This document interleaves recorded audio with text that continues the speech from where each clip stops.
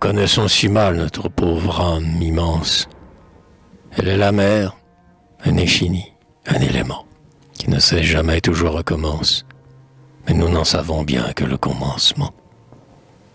Notre âme, elle est aussi la grande ville bleue, dont nous avons peur comme des enfants perdus, qui, muets, sans oser dépasser la banlieue, en regardent les toits et les clochers pointus.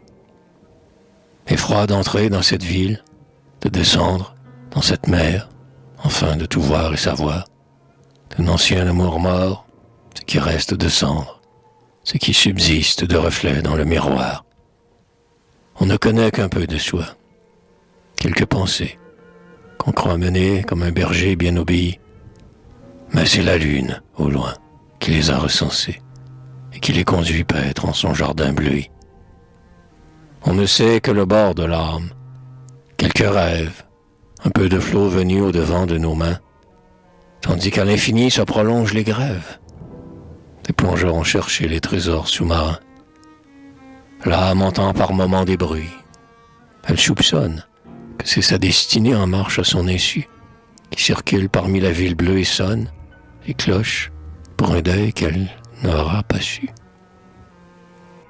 L'âme présume un peu sa vie intérieure. Elle devine un peu par instant qu'il y a quelques enfants de cœur, avec leur voix mineure, qui cheminent dans elle en blancs alléluia.